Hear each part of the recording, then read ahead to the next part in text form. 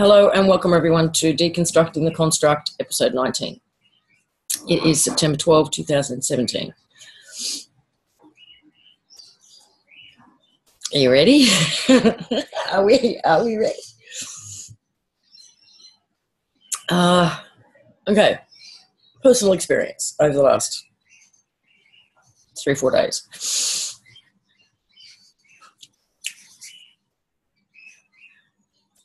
We talked over recent weeks about how all the veils seem to be coming down. I do think at this point, from this perspective, that the eclipse actually did signal a very big veil coming down. Sorry, I've still got morning voice on. And talked about how it feels like the veils between the perceived dimensions are thinning as well. The big one for me personally has been that veil between asleep and awake. It's almost disappeared over the last 3 nights.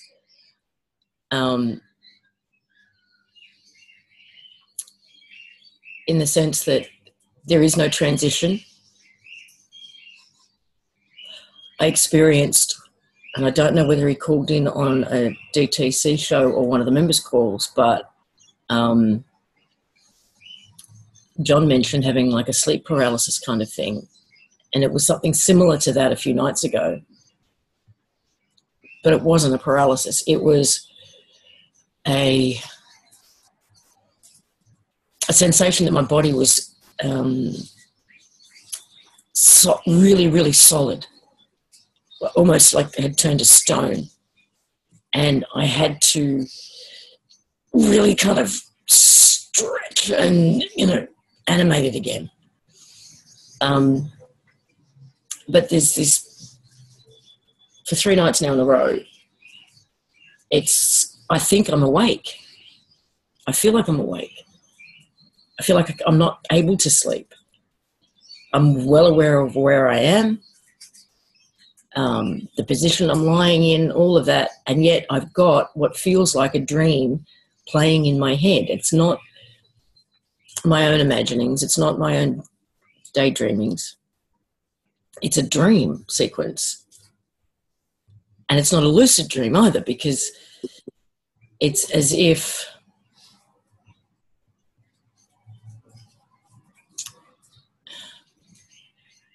I'm in both places at once. It feels very different to a lucid dream. For me, a lucid dream is I am in the dream and it feels real. This is different. This is I am in the dream, it feels real, but I'm also outside the dream, or I'm outside the dream. I don't know how to explain it, right? Because it's been quite different experiences throughout the night for the last 3 nights. But that is what it feels like to me, is that all of these different veils are just dropping. There are, we get calls daily from at least one person in need of assistance, whether it's a health crisis, an energetic crisis, something. And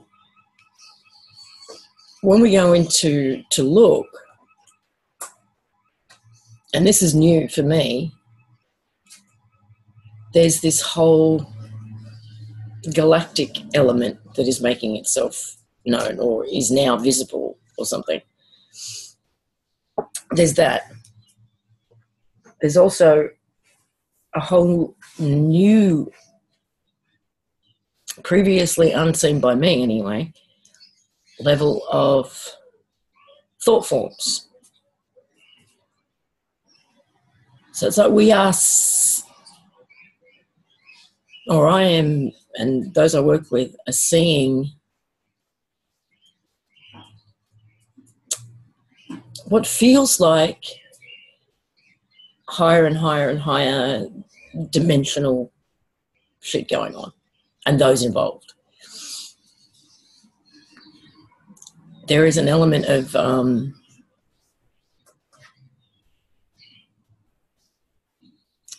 transparency. It's about the revealing. It's about the transparency. It's not about, oh, here comes more fuckery. It's about it all being revealed. And I do think we're getting to what this is heading towards is a collapse of this separation, because I think that's artificial, these dimensions. I think it was a deliberate, contrived, manipulated separation. And that's all collapsing, I think. And we are integrating all of those aspects of ourselves that were separated out.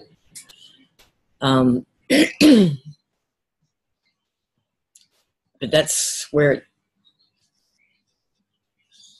that's my perspective at this point in time. It's always obviously open to change based on what else comes in.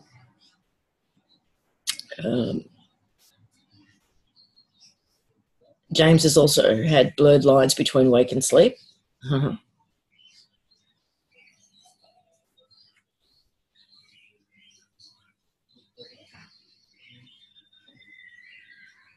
Okay. If you guys want to put your hands up, and if you don't know how to do that, just click on participants and there'll be an option to put your hand up. So, Sophie. Yeah, hi Lisa. Hi everybody. Hi, darling. Hi. I still can't get over this. About 20 minutes ago, I was just talking to my husband because he left late for work this morning. And I was sitting facing my colour-bond fence out there, which I absolutely hate. It's probably about 30 metres away from where we sit. You know, metal, it's like metal constructs everywhere here. It's horrible. And as we were talking, he put his hand on mine because my jaw had just dropped. And I'm not kidding. I just saw this. I can only imagine, he reckoned it would be between 12 and 15 feet high. I was looking at the clouds above the rooftops and I just saw this, I don't even know how to describe it, but it was like a red powder or red sand looking person that was that tall, slightly bent over, bent forward, walking in I don't even know, like at a very slow pace, but walking from left to right across the backyard. And I was and he goes, what are you looking at? And I said, can't you see it? And he goes, I can't see anything. And I was just like, I'm still shaking. I'm like, holy cow. It was like this huge giant thing. And it looked like red swirling powder or sand or something. So the veil between you and the Sandman has disappeared. I guess so. It was so weird. But I could see the clear definition of the outline of it, and it was sideways, but my feeling like it was a little bit, if it turned front on, I felt like it would look a bit gargoyle-ish. Uh-huh. It didn't frighten me, but I was surprised that I saw it. I'm surprised. That's all I have to say. I'm surprised it didn't frighten you. It might have given me a fright, I tell you. I just couldn't believe I was seeing what I was seeing without the fear, so I'm quite happy about that bit. But yeah, if it came towards me, I might have shit my pants or something. How far away from you was it? Oh, about 50 metres. 30 metres, yeah.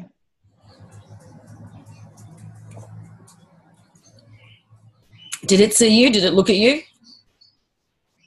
No, but what I was just talking to my husband about, which was to do with Lauda Leon and all the things that she's talking about and things that are happening in the future, that's when it appeared. You know, there's been a lot of people who have had the sense that things were going to get very, very funky, right? Yeah. And there's the fearmongers and the doom and gloomers who say it's going to get funky because of war or, all that kind of fuckery. But my feeling is it's going to get funky because more and more people are going to be seeing this shit and not know what to do, what to think, where to go with it. Your husband didn't see it, which is interesting. But just being exposed to the fact that you did has probably now opened him up to something too. Because this thing acts like a virus. It goes viral. Well, the good thing is that I didn't have any fear. At least that element wasn't in there. I was just like, holy cow, can you get that tall, you know? Yeah, I've seen some pretty tall creatures. Yeah, I have too, but not that tall. Well, you okay now? I mean, yeah, I'm fine. Yeah. I'm still in disbelief. You know how you see something and you know you've seen it, but you go into disbelief at the same time? Yeah. It was all of that. Yeah. But I was busting to get it out this morning. I thought, what? Well, thank you. That's awesome. No More evidence in a way that these things are shifting and falling down. So thank you. Yeah, definitely.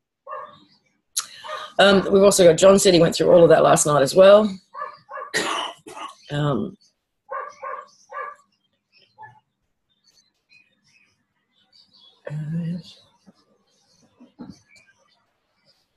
Puff the Magic Thing, you read Sandman. Wow, yep. Well, oh, okay. Someone wrote, who was it? Maybe everything we could ever think of is coming to life. Which goes back to the thought forms thing, right? So earlier in the year, there was a conversation that came, oh God, that was a result of some sort of download I got, but it was like all thought forms will be going back to source. We have to own what's ours and what we've contributed to. And I wonder whether that's why we're seeing a lot of these thought forms now. And I mean biblical shit, you know, like these characters who were conjured and fed through a lot of the negative, the satanic, the ritualistic, all of that. Those kinds of thought forms are being seen now in a way that I haven't before, not for me anyway. But they are just thought forms and can be dealt with as such. Because the big thing, the big lesson for me in all of this is the realisation, and I've had plenty of opportunities to test this for myself lately, is that there isn't anything out there that's more powerful than we are. And it's not about us gaining control over them or having power over them. It's just about realising they don't have any over us. That realisation, unless we give it to them, through fear, through uncertainty, through not knowing who we are, all of that. If we go that step further to create or to want to gain control over, then we enter their game and it's all on. It's on.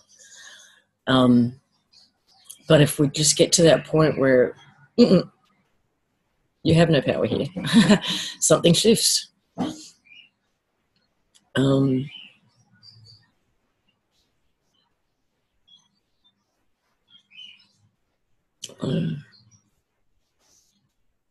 I can't hide, Funky Town.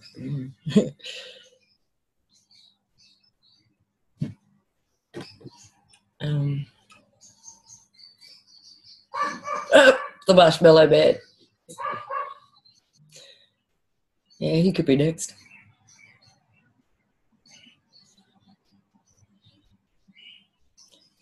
Anybody else got their hand up? Oh, yep, Earl. Hi. Hi. So over the weekend, Morena was looking through web, how they have those webcams up, like showing different places around the world. Well, she would look at some for Florida because what's been going on with this whole hurricane thing.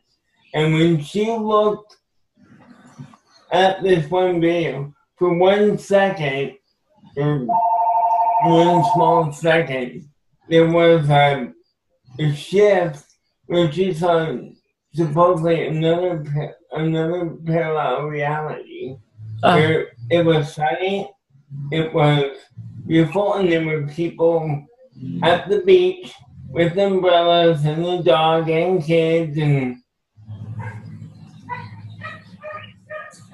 yeah, well, we've had a few people do that lately. See a completely different vista version of reality in front of them just for a few seconds. More and more apparent, actually. And one thing about how, the parts of the oceans are like just the waters where it's just disappearing. To me, I also think that can be part of the program breaking down, because I haven't heard about the water coming back in, any of the water just coming back in to the area where there was no, when the water disappeared. Like, we've seen weird, crazy stuff lately, and it's like, I've been watching Japanese street view videos of Tokyo and all that, and I'm getting some videos up as well, where all you see is the white sky, and it's the whitest I've ever seen. Like as if there was no sky there, and someone just had a big white backdrop in the sky, and then someone put a white piece of sheet of paper for the sky. Okay. Maybe you can share some of those videos in the members area. Thanks, Alan. Okay. What was I going to say? Someone asked a question about why wouldn't thought forms just disintegrate? The feeling I got when this all came in was that, oh my God, dogs everywhere, was that either when we create a thought form or we feed a thought form, there is an aspect of us, just even if it's just a little fraction, there is an aspect of us in that thought form. Can we shut these dogs up? One or two's ours. And we need to pull that piece of us back in. We need to reclaim that piece of us. That there's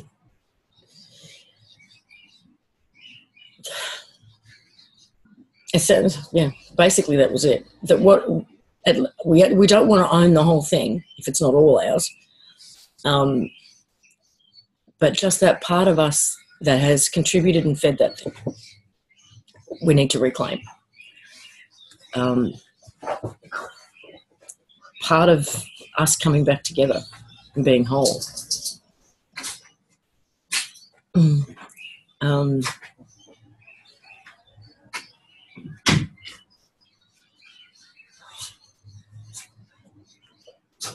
Like soul retrieval, sort of, yeah. And even if it is bloody Santa Claus, Santa Claus is coming back to town, even if it is Santa Claus, any thought form that we've contributed to and fed, and we don't have to actively go out there searching for them either. I think they make themselves known, and we've fed a lot of them through fear. And I think that's what's becoming apparent, is that a lot of these big baddies that we've been indoctrinated to fear are nothing but ideas. They're thought forms, they're concepts. But they get enough people to feed them and they become life forms. And then they become a problem. But if we pull that aspect of ourselves back and we reclaim that aspect of ourselves, it just sort of goes poof. How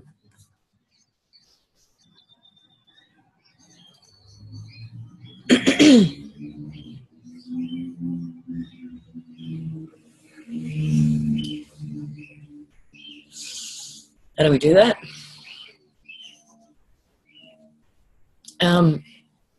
Simply a matter of intent. When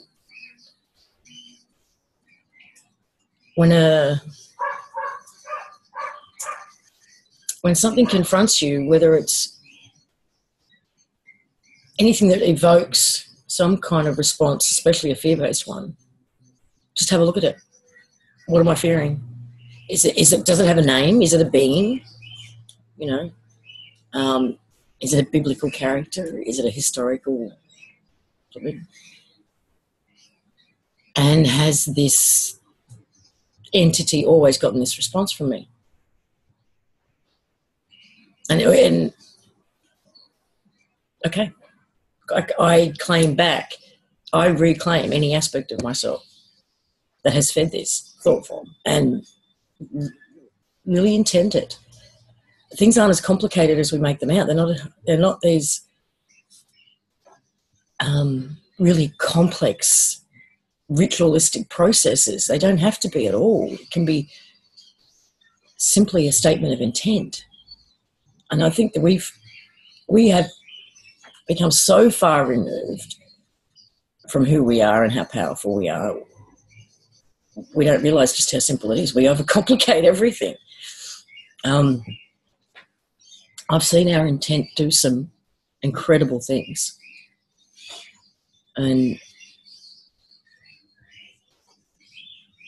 I don't like the word sovereignty because of what's happened to it, but it is about really knowing who you are, what you are. We've so forgotten. Our amnesia's got amnesia. I mean, but that's changing, thankfully.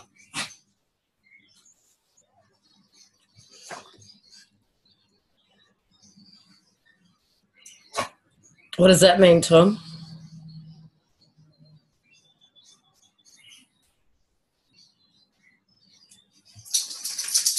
Keep it simple, stupid. Exactly, the KISS principle.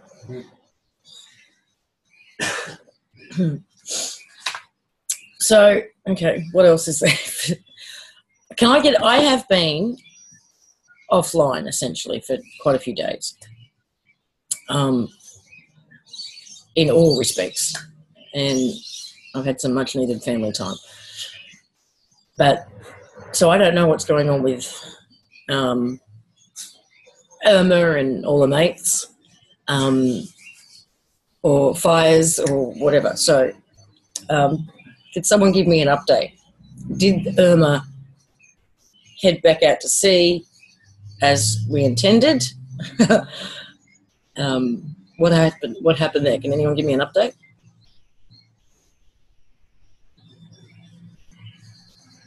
I think Irma just kind of skinnied up the backside of Florida. It's in inland, it looks like right now. I don't know what's above Florida. Georgia is up there. And that's where it's whirling around right now. But it didn't go back out to the Atlantic. But it has fizzled a bit. Like it's not as destructive. Yeah, I think it's down to either Category 1 or a tropical storm right now. But It's a tropical storm right now. Yeah, it's still fucking dangerous, though. But nowhere near what was expected.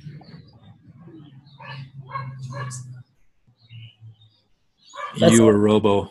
Oh, I said so nowhere near what was expected. Oof. No, I don't think there was plenty of damage, but I don't think it was like it was predicted. If it went on the eastern side of Florida, there might have been some more, but we still got Jose lingering in the background there. But they keep talking about steering these storms. Wait to see what happens. I know some of you guys saw there was a thing on Facebook about, I don't know if it was a movie or a TV series called Category 7. And it was about two cyclones called Irma and, was it Harvey? It's the two that are happening right now.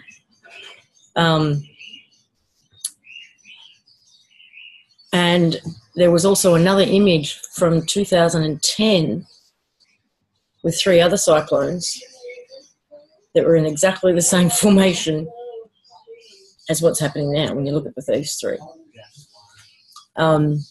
It just feels like a replay.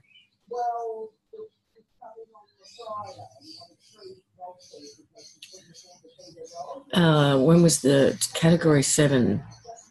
I'd have to look it up.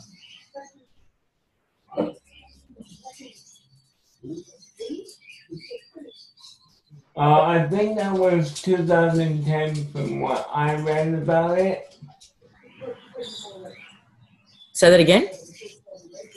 That was 2010, I believe, from what I've heard about it when it came out. Well, I know that image that I saw was from 2010. Hello, darling. The movie. Hello. I am bringing that up. There you go. Oh, thank you. There we go.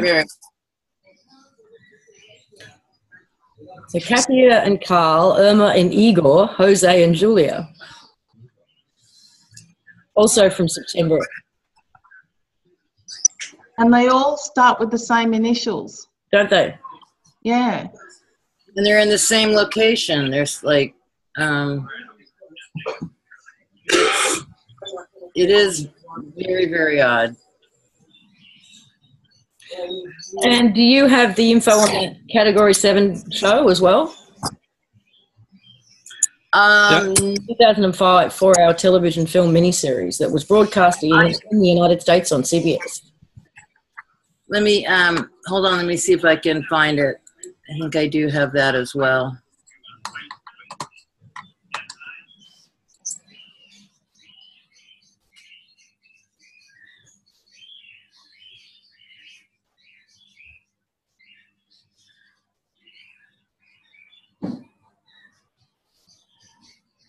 Oh, and the Day After Tomorrow film. They show 3 hurricanes in the same formation as they were recently.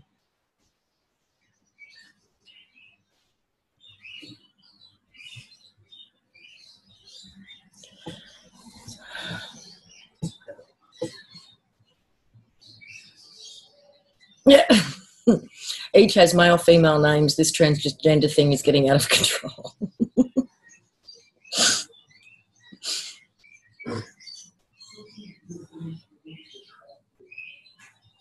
Oh, you're funny. No, Lisa, I don't have that other one. Okay. Thanks anyway. While I've got you, though. Okay, sorry. Yes. Well, there's never a dull moment in your house. Anything you want to share? Well, we've been really dealing with a lot of physical manifestations of whatever's going on. Both Shar and I've been sick. She's been kind of bedbound for 2 days. And a lot of throat and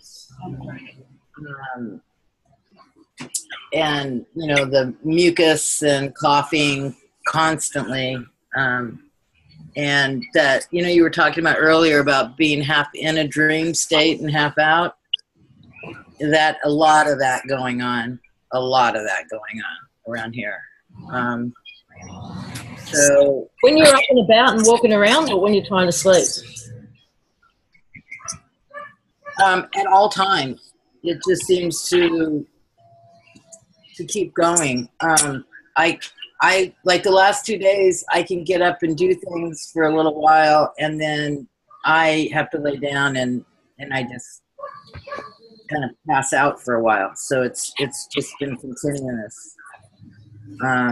But yeah, that Char had some dreams. Well, she was awake, but it was like she was hearing things going on in the house that weren't actually happening in 3D, but I was dreaming of the people that she thought were in the house.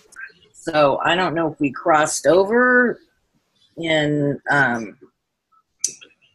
astral or something, and she was picking up on what I was dreaming, but there were like, she mentioned 3 things, and 2 of them I knew I had dreamt about. So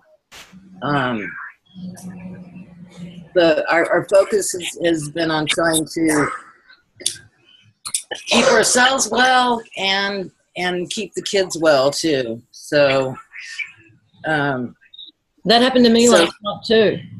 I was convinced I was awake, lying in bed, listening to Jenny and Curtis in the living room, and got up to go to the bathroom and was going to tell them to get to bed because they've been talking about needing to go to bed, and they weren't there. I heard them as clear as day. Oh, are you back home now? Yeah. Okay. Yeah, that was what it was like. She heard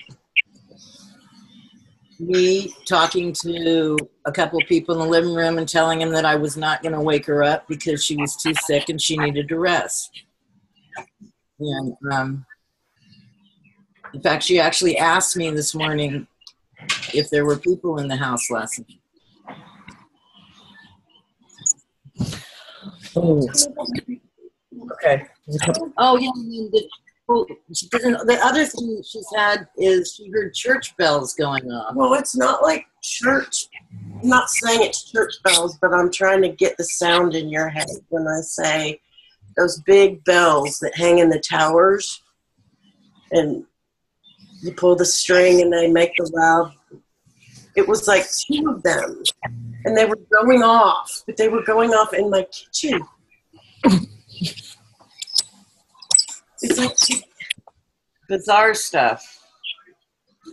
Well, about 3 or 4 nights ago, or maybe more, I had a moment. It woke me up. A man's voice, and I couldn't see him, but I could feel him to the point where he was almost physical. And even though I couldn't see him, I could tell he had his head to the side talking to someone. And he was right in front of me. And what woke me up was him saying, "No, everything's fine this end." And then he's turned to look at me and sees me looking at him, and he goes, "Oh, hi." And then it was gone. I was completely awake at that point. I have no idea what he looked like, because I said I couldn't see him, but I could see him. And it was almost as if, and the voice came through like it was amplified, like he was talking through a microphone. Right there in the room with me. It was very interesting. But there's 2 things I want to say. Stuff that's come up in the chat. I talked about frequencies being removed. And the last big one, although I think it's ongoing at the moment because it is such a big one, is fear. So as these frequencies are being removed, we sort of talked about them coming up and out of us. We have to release the fear that we've got within us. These storms for me and the fires are twofold.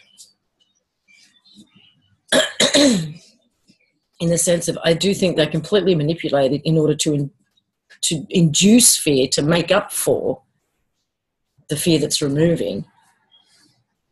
leaving. But on the flip side of that, it's an opportunity for us to release the fear that we have as the frequency is. We all need something to, I guess, trigger that, that release. So even though, everything they do turns around and bites on the ass. So if they've, manipulated all of these events in order to evoke fear, we can use it as an opportunity to release.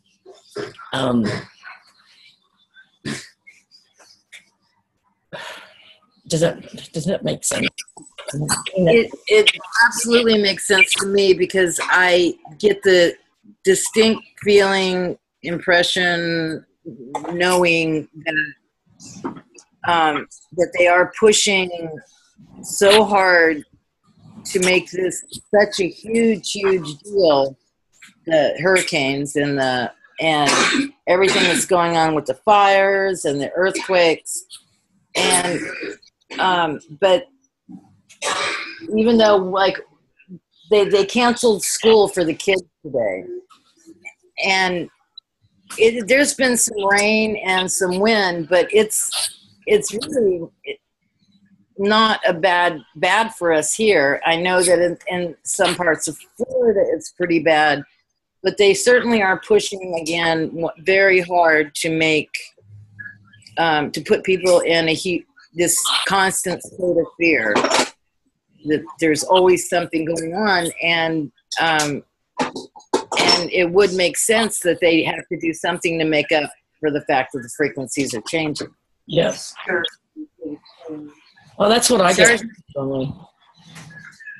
Sarah said she's not scared of no hurricane. Well, someone's also shared in the chat that there is a woman exposing the fact that all of the technology that they've got that monitors all this stuff has never registered it anywhere near the height.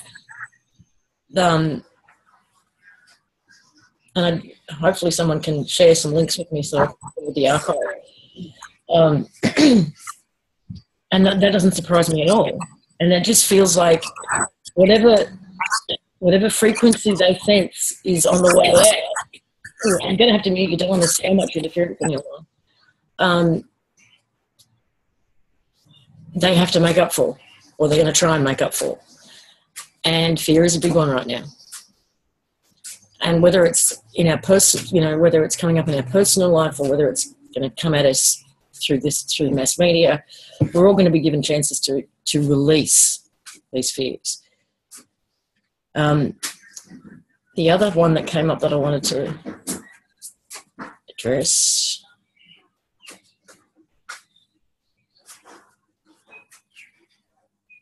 Where is it? Something about the spiders. Yeah. Where was that?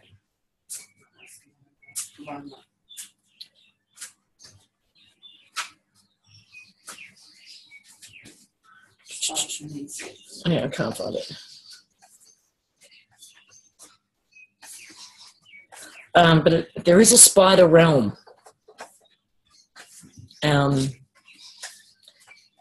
A web realm that has recently made itself known over the last few months. And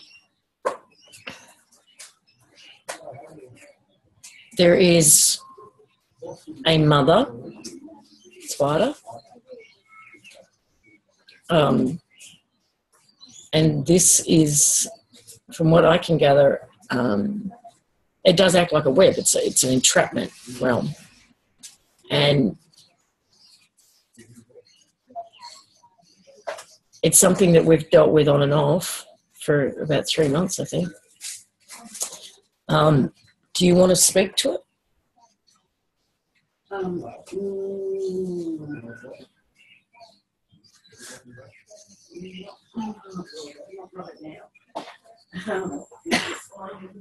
Is anybody else seeing? Who's seeing these things? Yeah, I just want to know what she saw.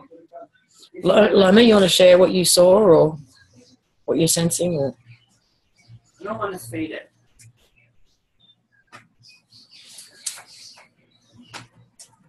Your ex-girlfriend did. Anybody had experience with this that they want to be able to share?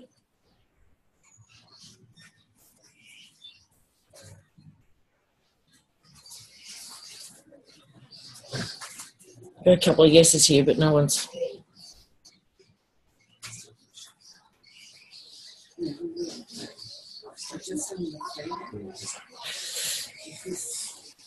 Native Americans talk about grandmother spider.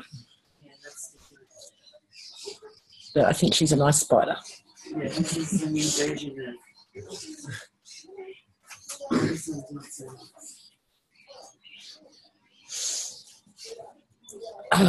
well, it feels like there is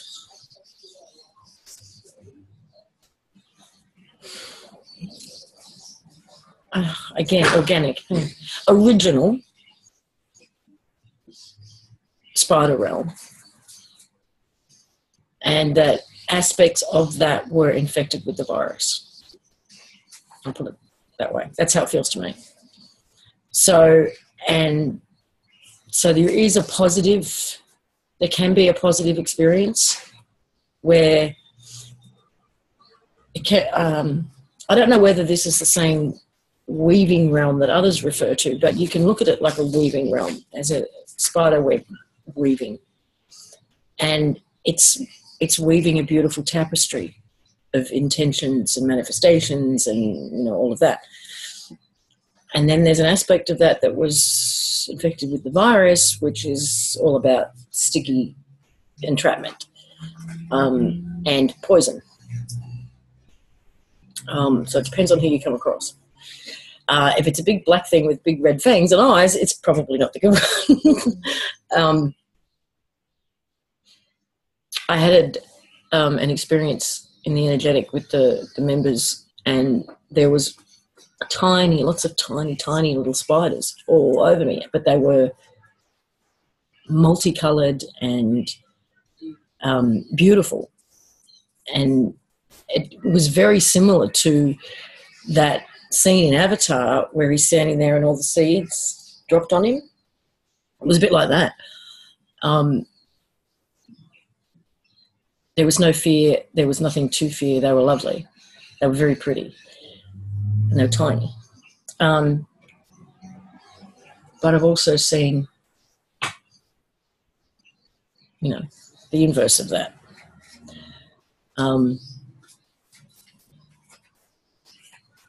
But I'd love to know what you guys are experiencing on this one.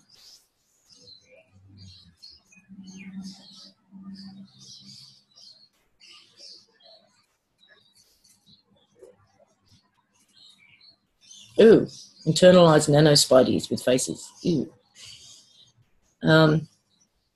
Lisa, I've had a good experience with a giant white spider in the past. These guys do not have a good intent toward is.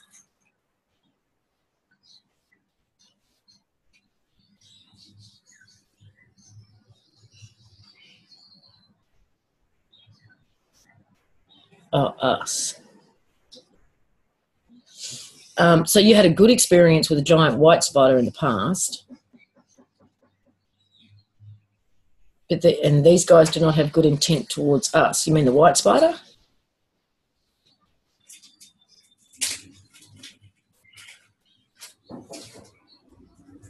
Or something else? The current ones, right. Yeah, the ones that seem to be making themselves known now, and I don't think it's of their choosing, light will be shone in all the dark places. That was a message I got like 15 years ago. And that seems to be what's happening now. We're seeing everything that was hidden, everything that was able to cloak itself or hide behind something is all being revealed.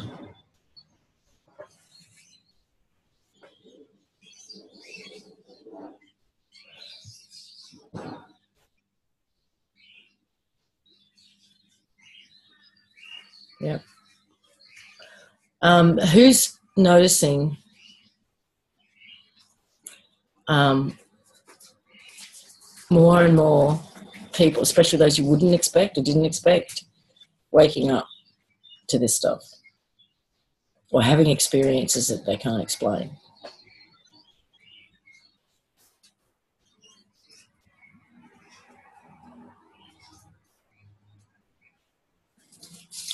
Yeah. Oh, please repeat. The question was, who's noticing people that you would have considered asleep, or even bots, or just the last ones you would have expected, are starting to have experiences or starting to question or starting to wake up? And his family's waking up. Nice. Laurie, no one in my world. Sorry.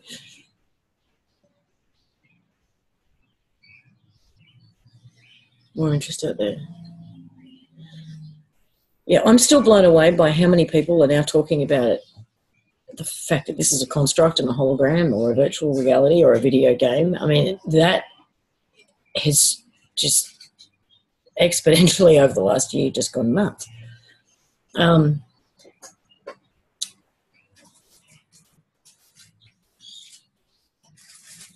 Yeah, a lot of people are just asking why. Yeah. As in the real world, yes.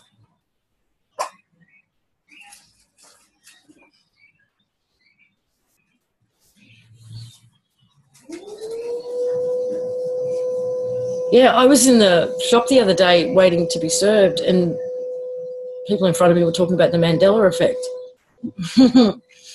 And they were like they'd just discovered it, and they were doing the pop culture thing. Yeah, the Hoover lady's at it again. That's all right. We're moving soon. It'll be quieter.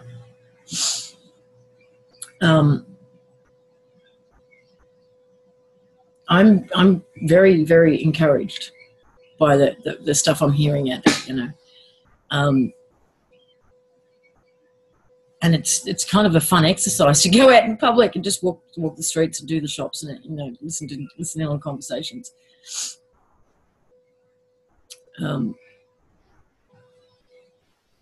You've had a new Mandela effect, Donna?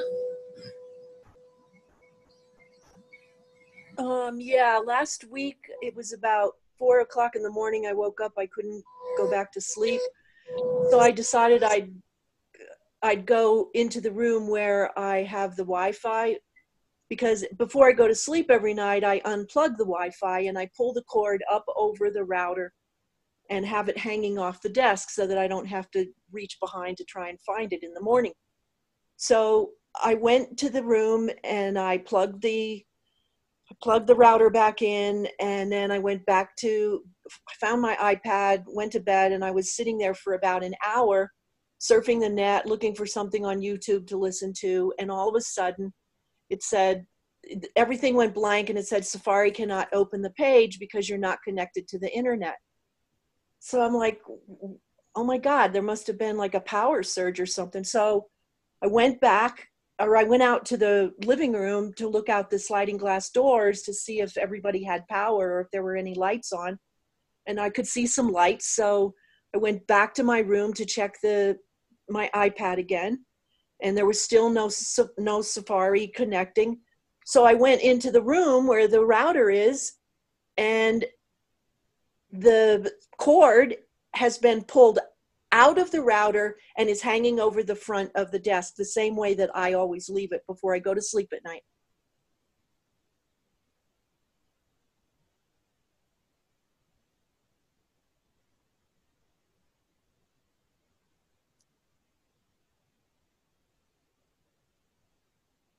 You're muted, Lee. Well, so what did you think happened? What do you think happened? The router unplugged itself. I mean, I don't know. How do you explain shit like that?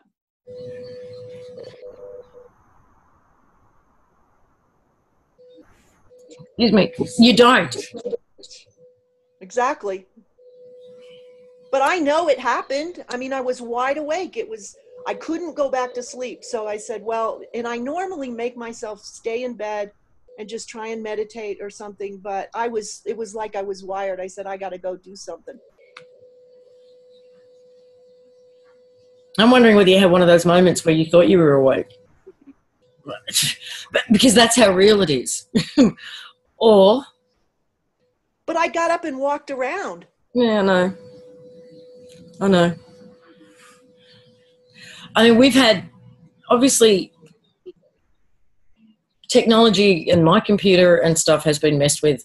You know, it's been quite public about that for the last year. But there's been all kinds of technology fuckery going on that's just bizarre. And the internet, including the internet, just disappearing without any reason.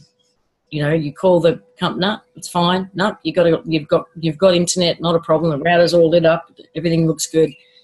Other people in the house can connect, but not me.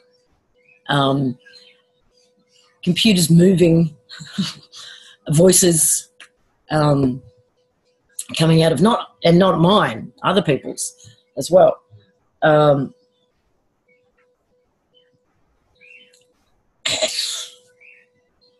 don't know what the source of all this sort of interference is, but maybe all of those things that we share space with that we don't see are starting to be seen. I don't know.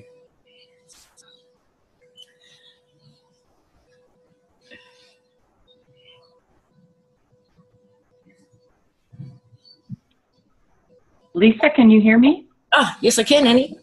Okay. I had kind of a simple but very strange dream, I think Sunday morning, Saturday night. I actually wrote about it in one of the talks that it was like the TARDIS was jam-packed. Everybody, I didn't know all the faces or anything, but the TARDIS was packed. And the only person I picked out towards the end was Curtis, who was laying flat, just kind of silent and like he was meditating or something. And I went up to him and he opened his eyes and we hugged. But the weird thing was these 5 people came walking in and I knew right away they didn't belong there. And as soon as I called them on it, they were gone. So I don't know if that's about like our thought forms or actual people, but they disappeared and they weren't a problem. And then just as I was about to wake up, my dad, who's been dead for 6 years, popped in looking 40 and gave me a big hug and I said, I love you so, and then left. So it was kind of a strange dream, but I think it was neat that when I called those people there, the crashers, when they came in and I knew they didn't belong there and I called them on it, they disappeared. So just a simple dream, but I think it goes along with a lot of what's happening here maybe. I agree. And you just reminded me of one of the ones I had last night, which was I was in a home, it wasn't mine, but it was mine. And a whole group of people turned up. I can't even tell you how many. And they were all very odd looking. They were human, but bizarre looking. Like one of them had a really, really long neck. One of them had, I don't know, there was just something, it was almost like the freak show came to town. Right? There was something odd about each and every one of them. And they were all different. And they were friendly. And they wanted to come over to hang out and talk and share and stuff. And I was like, no, people can't just keep dropping in on me like this, right? It's fucking rude. And because I was in the middle of something and I was busy, and even though I knew that all of these people, it was important that we get together and talk, it was like, no, we've got to organise a time because I can't keep doing this. And they had to leave. And then somebody else turned up with a dog and puppies, and then suddenly our puppy, we had like 8 of them, and it was weird. But that's what you just reminded me. Thank you. And that was one of those things where I thought I was awake, but this whole thing was playing out in my head that I couldn't stop, just like a dream.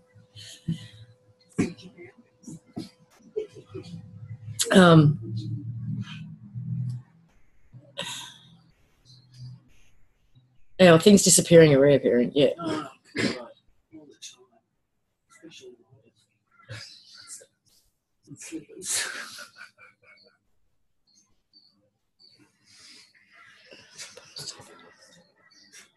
It's kind of funny, like, as well. But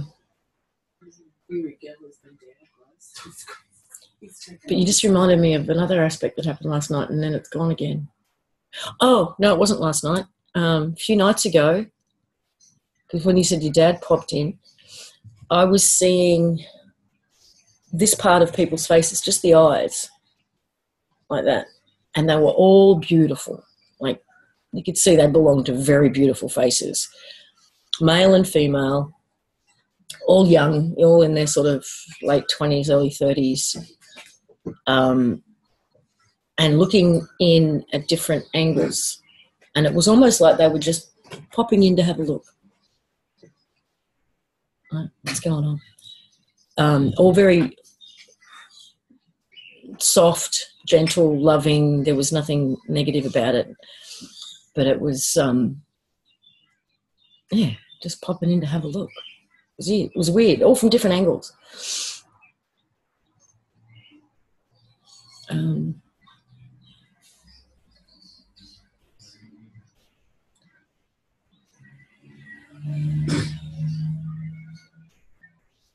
So as we can see more layers, so can these others. We must be really interesting. Yeah, I think so too.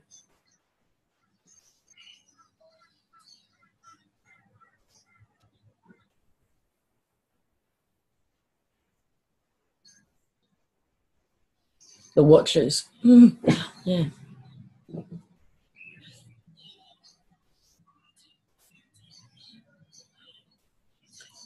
Susanna, did you mean boat or boot?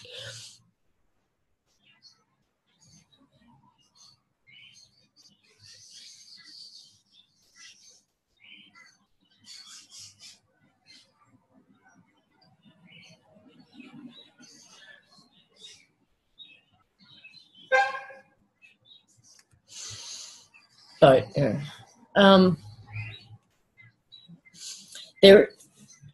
I know I've talked about this with the members, but I can't remember if I've mentioned it on this particular chat before, but the Rainbow Bridge is my metaphor, my visual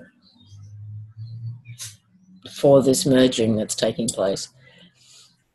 And just like a bridge spans like that, it feels like we have done the uphill climb. We're now just past centre, and we're now on the other side, on the descent.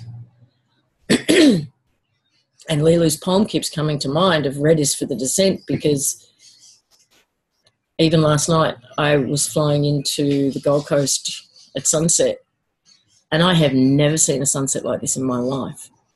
It was fluoro red, fluoro. Everybody on that side of the plane had taking photos. I couldn't get one because I was on the wrong side of the plane. I couldn't get a clear shot. I've never seen anything like it. It was red. The sun was, and it was for those of you who have got a red lights on your dashboard, like, it was like that.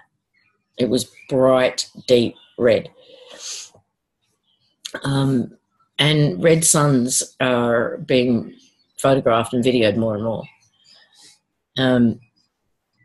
We've got some interesting images which we'll share tomorrow that Curtis took.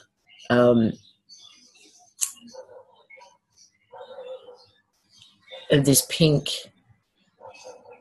ring, a distinctly pink ring around the sun, which also is looking huge these days.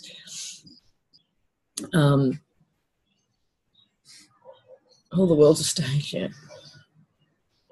Does it feel left or right, Lisa? Does what? Sorry, I missed it. Huh? Left or no? Couldn't be that.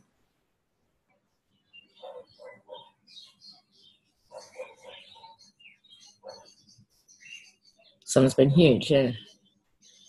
The Sandman dude was red and was walking to the right.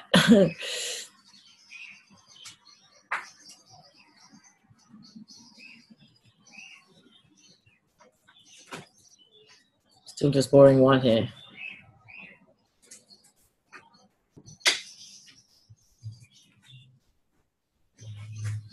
Yesterday at sunset, my sun was blindingly white.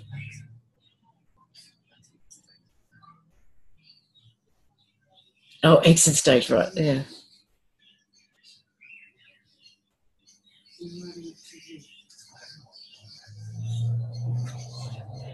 In Perth, it's incredible as well. Very red and huge.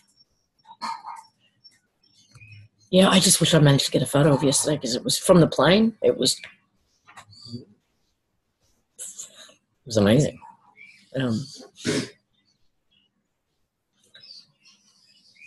Huge and blinding, but not red in some places. Okay.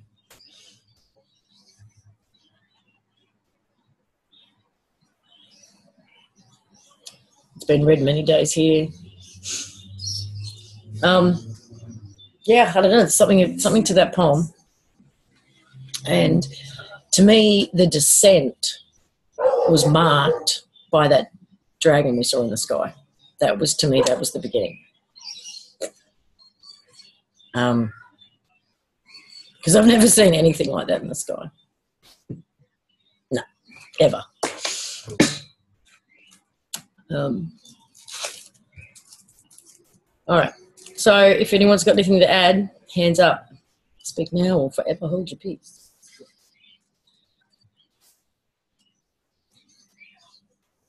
Because although no two days are the same, we seem to be on this very consistent roller coaster right now of veils coming down, frequencies being removed, us making an adjustment, and it's like just as we make an adjustment, the next thing happens. And sometimes it's multiple times a day, but for the most part, the big shifts seem to be daily. And it's like a positive day, a negative day, a positive day, a negative day, or a good day and a challenging day. You know, put it that way. But we're not being given long, it feels, to integrate or release or whatever before the next thing happens. And it is exhausting. Yeah. And I do honestly think it is just going to get weirder and weirder. And I do think that there is an opportunity, or not an opportunity, but a potential for some real chaos simply because people are going to have no context for what's going on. They're going to be lied to about what's going on.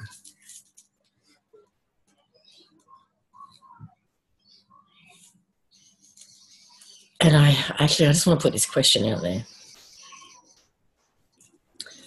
The Antichrist and the Second Coming narrative.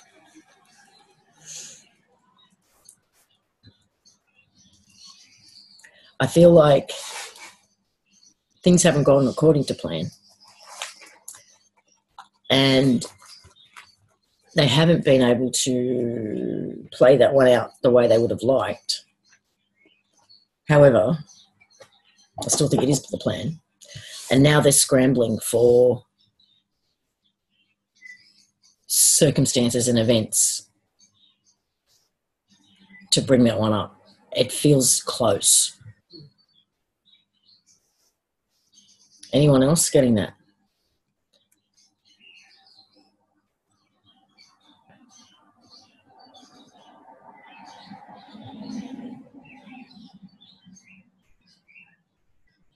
Lucifer Enki showing up.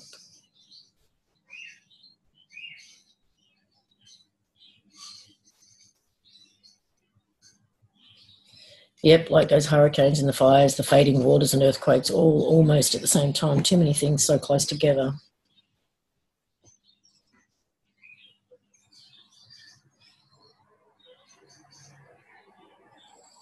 Yeah, a couple of people agree with that.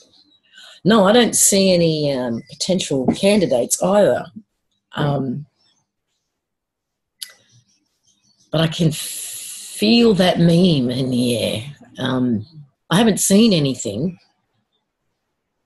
out there yet to support it. It's just a feeling, but and it feels like the events that they planned on to make that happen just haven't happened, and that they're scrambling from other events.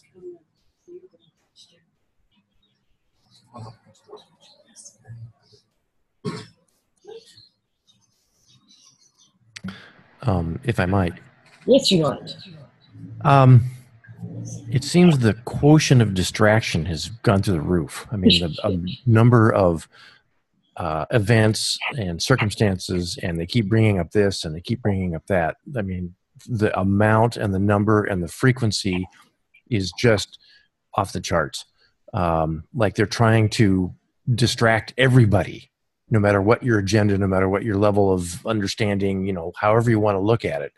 Everyone is being yanked away from being internal. In other words, paying attention to what's going on inside, because it's all this external stuff, storms or power this, or, bringing up old stories from long ago. I mean, it's like they pulled the stopper off the sink, and they're throwing everything into it, and they're trying to rush all this stuff past us so that basically everyone gets yanked left, yanked right, yanked wherever they're going to get yanked, but not just left alone to internalize and pay attention to what's going on inside and what's important to the individual. Mm-hmm. So, and it doesn't seem like it's going to stop for a while.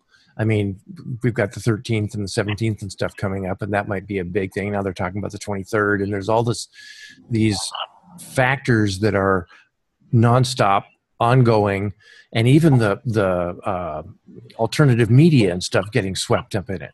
I mean, they're dredging up articles from back in 2012, 2013, 2014, and they keep spoon feeding it to us just over and over and over and over and over.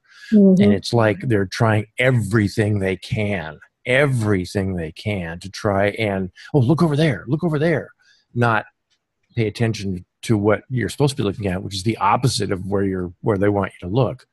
And that's going to be different for every individual. But the point is that it seems to be, you look inside, you pay attention to what you deem important and significant. That's not on the agenda. That's the point of the distraction, is so that you don't find out what's important to the individual. Because we're seeing, or at least I'm seeing, more and more of these indicators that the background's changing. I mean, Gina and her picture, the dream stuff, realization that the division between wakefulness and dream time stuff is starting to break down and become very hard to tell one from the other. Yeah. All this internal stuff is the important stuff, but all this distraction's trying to pull us away. So they have a flavor of Armageddon for everyone. Yeah. Yeah. And it's an individual inside job, this thing. So anything to pull you away from that, anything to put your attention outside. Because the minute you start focusing inside, everything changes. So you start seeing what's really going on. Well, that seems one of the realizations that came up a little bit ago, is that all this distraction is aimed at the collective consciousness.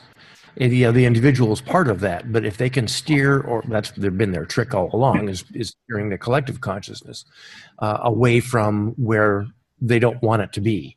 But the point is that this collective consciousness is waking up, or becoming stronger, or becoming more of a thing that they can't control. So they're trying the volume controls up to 11 now, and maybe they push it to 12 if they can figure figure a way to do that. But the thing is, more and more people are waking up and seeing that it's just distraction, which is why you're walking down the street and people are talking about Mandela effect or the weird this or all this stuff. So it's not working, but at the same time it is delaying, which I think maybe is part of their plan, delaying the inevitable. Yeah. And why, and I'm getting small little tidbits of why the delay seems to be so important, but it's hard to pin it down to know exactly what their game plan is, why. And they've been doing this delay thing for a long time. But why it seems to be so important, because there's something going on. Maybe they're waiting for, their God to show up, or who knows what. I mean, they're not certainly going to broadcast it, but it seems like the delay seems to be the point. And they're doing anything and everything they can to encourage this delay or to maintain the delay or something. It's kind of bizarre. It is.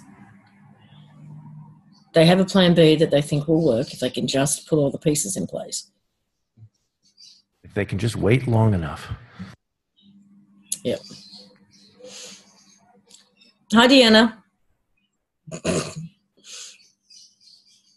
Can I ask Tula, the Dorian Virtue comment, can you elaborate?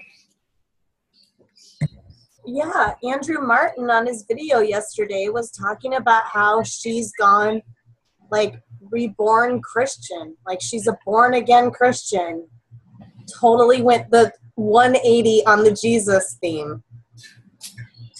Oh. This angel card, tarot card lady is now like a turbo Christian, full on. Okay, you know what? I had no idea, but the thing that was going through my head was the line from the Bible that even the elect will be. What's that word? What's the term? Even the elect will be deceived. Deceived when this thing plays out, and that would be an example. Shit, he really has? Oh my God. Yes, legit. Like people were Googling it and stuff yesterday because we were all kind of losing our minds over it. Yeah. Some people knew about it, and I think Mercy even said she talked about it on a show before, but I have no memory of that at all. This was brand new news to me yesterday. But I feel like I've shifted timelines recently, so that would make sense. Yeah. Well, apparently so have I, if she's a born-again Christian. Yeah, this is like a personal Mandela effect almost. Okay, weird. Thank you. You're welcome. Lolly, you're unmuted. Hi, it's my born day today. Oh, happy birthday. And thank you. And I just wanted to say, talking about being yanked, yesterday I was sitting on the couch, and you know that feeling when you're on a ride and you just drop? Yep. And you feel this weird feeling? I had that, but it was just inside my head, just like a oof, like my head dropped somewhere. It's weird. That's all. And it only lasted a second? Yeah. And then what? And then what? You felt fine, or it took a minute to get your bearings again? It took a bit. It was like, whoa. And I was waiting for, like, what just happened? Is there a repercussion going to happen? Am I going to get dizzy? Just sat there and waited for a couple of minutes. It's like, because it was like fast and hard, like boom. I just dropped. And have you noticed anything since then? Any changes? I feel really good today. Happy, up, positive, really good.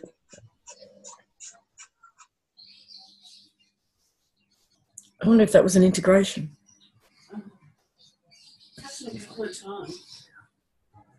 Because I've had integrations like that where it's a thud. Yeah, it was a thud. Yeah. Boom. be interesting to see if you notice any changes within yourself in terms of, I don't know, likes and dislikes, abilities. I'll pay attention. But my dreams, I seem to be remembering.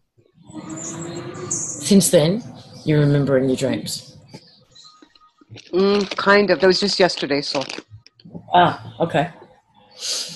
Oh, cool. Thank you. Thanks. Taizé. Hey, hi Hey. everybody. Well, let me just say this. It was a storm that was not, at least in my world on Anna Maria Island. Yes. We had less than tropical storm winds and rain. In fact, absolutely zero flooding. I mean, I've seen worse storms this summer just from a storm rolling through than Irma brought in here where I'm at. Now, there's other, as I'm sure you know, other areas that got hit really hard and so on, you know. But here on Anna Maria Island, nothing. And what were you expecting? Well, they really, really ramped up the porn fear for 3 days.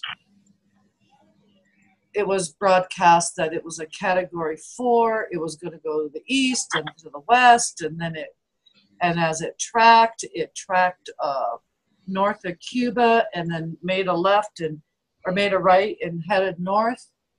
Went across the Florida Keys, slammed into Marco Island, and I just, the whole time, I just said, well, she's going to track up the middle of the state or just east of the I-75 major highway that runs north and south in the state. And once she hits land, she'll start unwinding. And that's what I told everyone that I spoke with or text with, because that's what Irma told me when I went and visited her some days ago. Yep.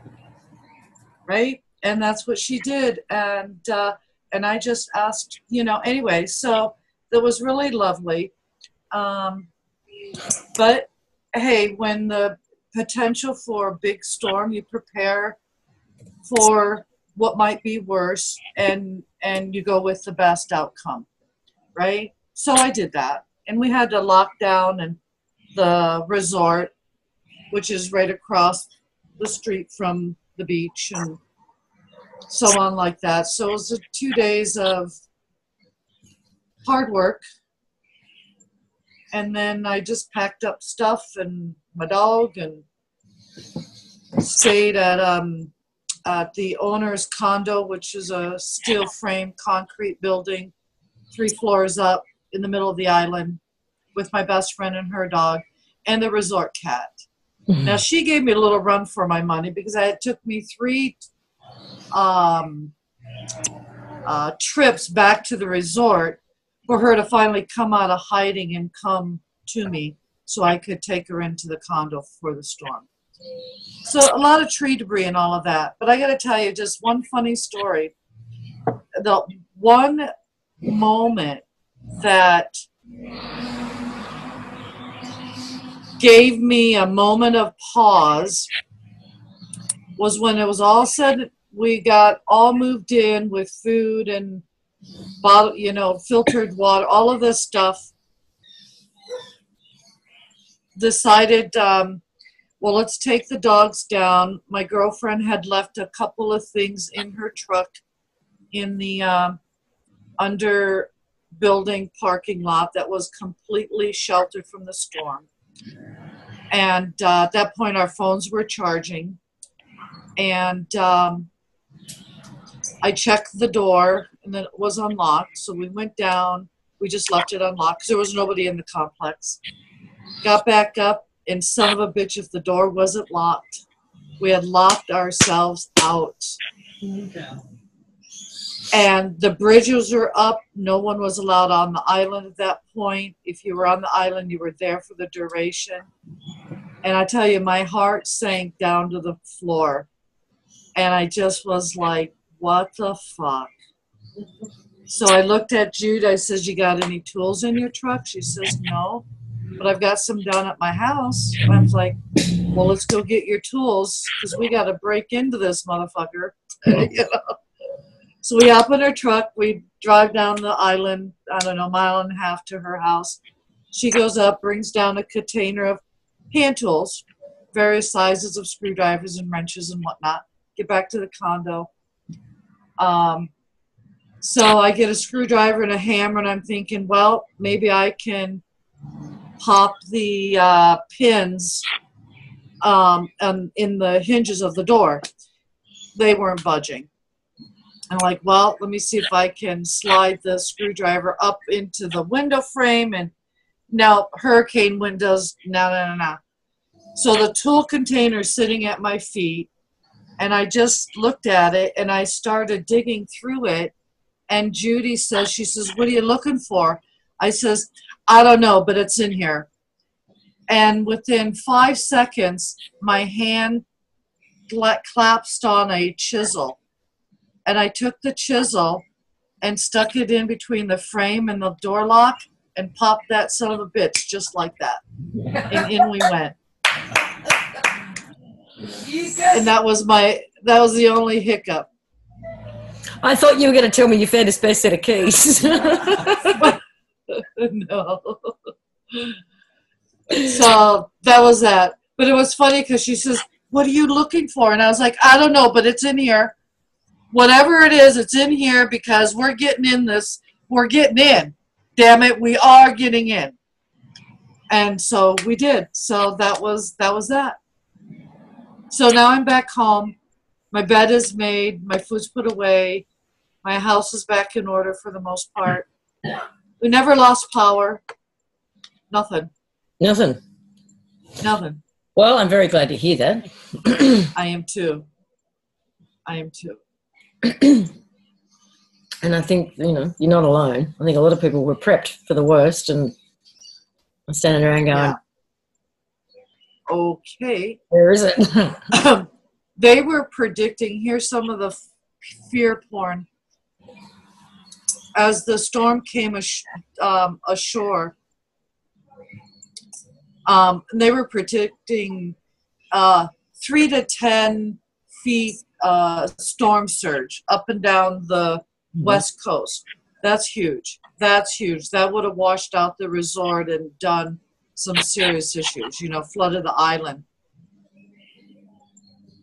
No storm surge at all. None on Anna Maria Island. Wow. Yeah, it was pretty amazing. And basically everybody evacuated the island. Pretty much, yeah. There were, I don't know how many did not. Very few stayed. Judy and I were two that, yeah. A lot of tree branches and a few downed wires here or there, but no damage to structures or anything. Maybe some pieces of siding blew off the side of a building, or a carport flew off, or things like that. Street sign blew down. A lot of quite a bit of tree damage, but not too much of that either. And no flooding. Well, but I was watching the news broadcast every few hours just to see that the storm was doing what I had asked Irma to do for me. And she was. On the channels that we would flip through for local forecasting, they never ever mentioned Anna Maria Island or the island just south of me, Longboat Key. Never ever did they ever mention Anna Maria Island in any of the broadcasting scenarios. There was a few times where they would mention something about Well, now that she's made landfall, she's 166 miles south of us. So they were throwing out the number 66 and the number 6, and that's all coded spell magic bullshit, you know. I found that to be quite interesting. Well, I'm very glad to hear you got through that without too much of a hiccup. Yeah, me too. And just thanks everybody for your good thoughts. Thanks everyone for wrapping us in pink. The whole island. So good job. Good job. Nice work. Thank you, darling. Thank you. There were certainly a lot of people from all over working with these storms energetically too.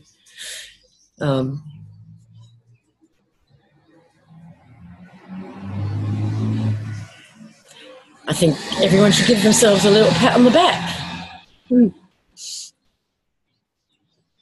Okay.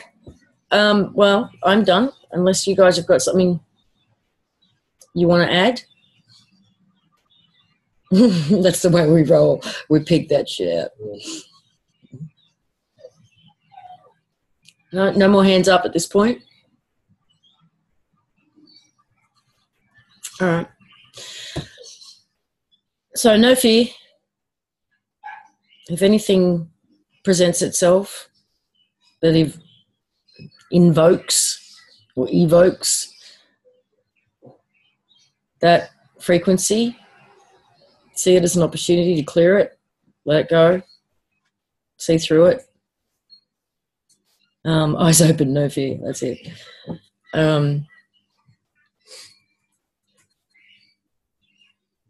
Others, Tula brought up apathy a couple of weeks ago, and we did something around that. And I don't know whether or not you saw it, Tula, but it came from another source as well, that apathy was being addressed at the same time, in terms of a frequency that was being removed. And that's the opportunity I'm seeing for Australia to deal with apathy, because it's seriously a pretty apathetic country, is the whole vaccination issue, because they are pushing that so hard. And it will get to a point where there is either a bloody revolution around this issue. People will finally stand up, or will become a completely vaccinated robotic community. But that's the one that I think is going to push the apathy button here. And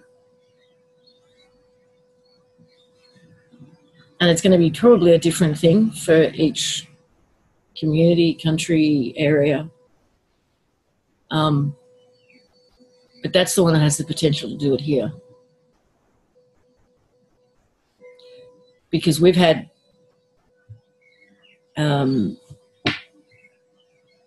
mandatory vaccinations introduced for receiving government benefits for children.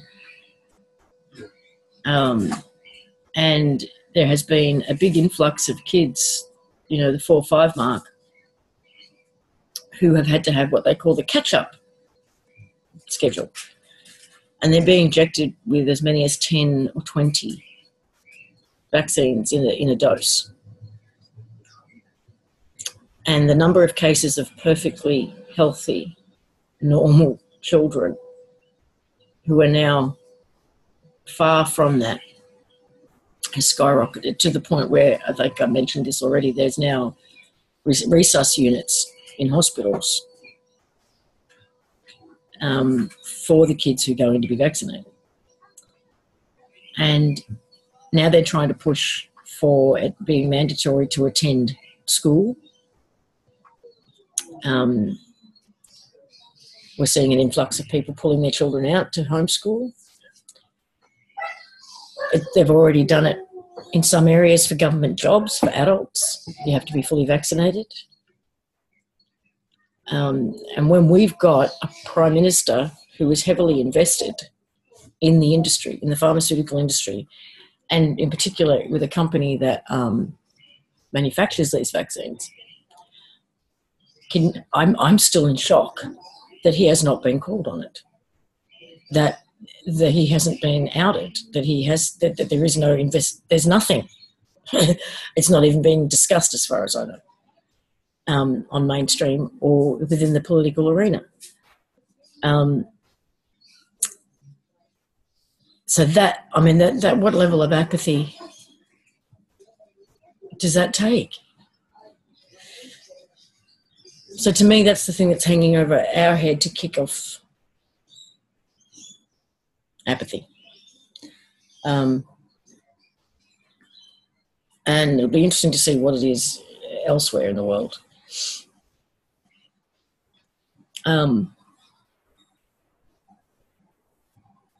Yeah, where's Mad Max when we need him? Or Taser in the Chisel.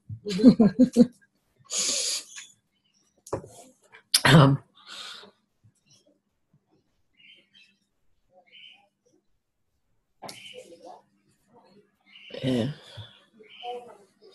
All right. Hey, Lisa, can I say just one other thing? Yes. After it was all said and done and we were in,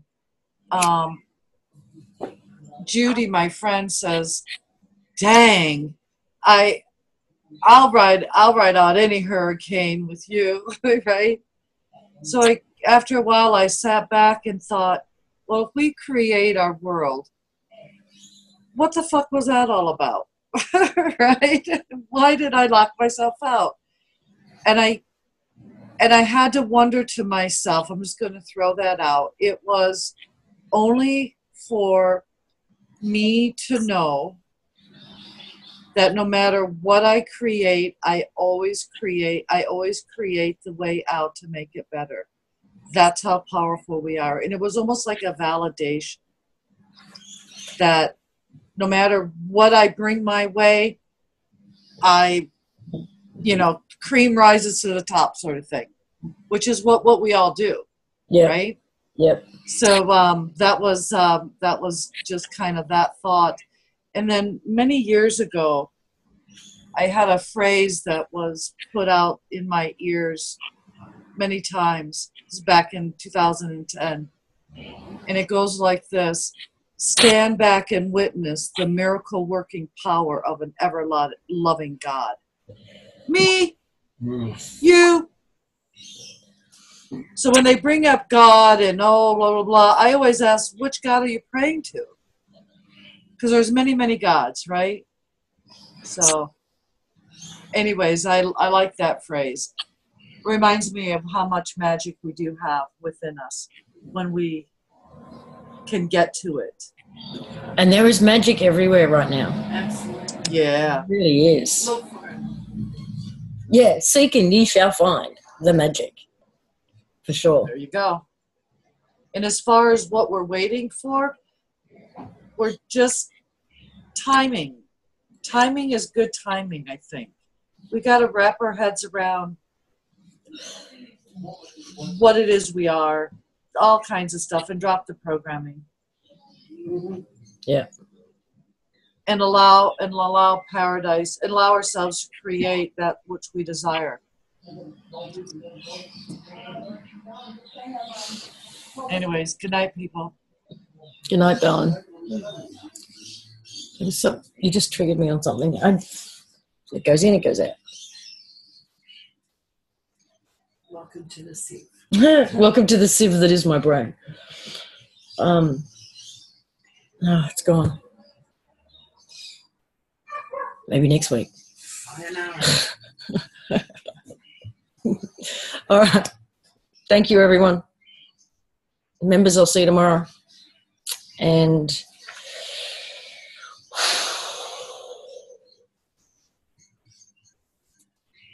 Keep looking for the magic. keep looking for the magic, yeah. Because it's there. It's all around us at the moment. And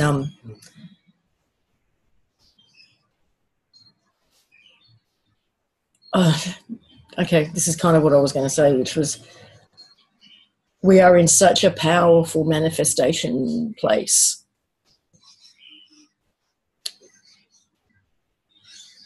That just be mindful of what you're giving your attention to, what you're feeding, what you're creating. If this is this copy practice place that it feels to me, then this is what we're here to do, is remember and play with our abilities and switch them back on in a safe place. And to clear out all our programs and to release all these unwanted frequencies. This is what we're here to do. I think it's enough people either communicated with Irma, as Taizé did, or set their intentions, and hopefully they're seeing some validation and feeling a sense of empowerment.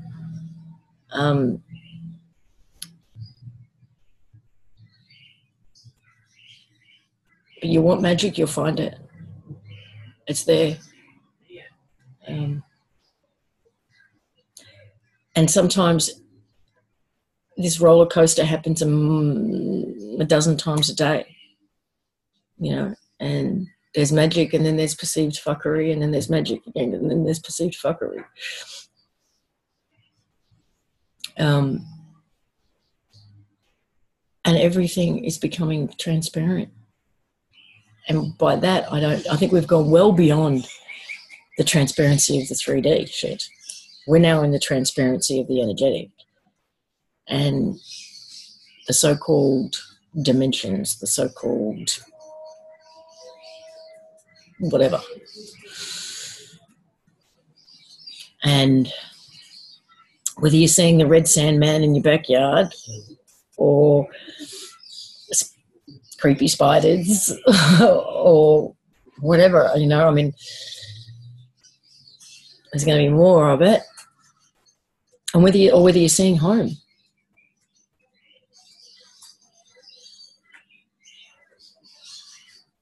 But it's all good and we're in this together. So love you all. See you tomorrow. See you, some of you, next week. And bye for now.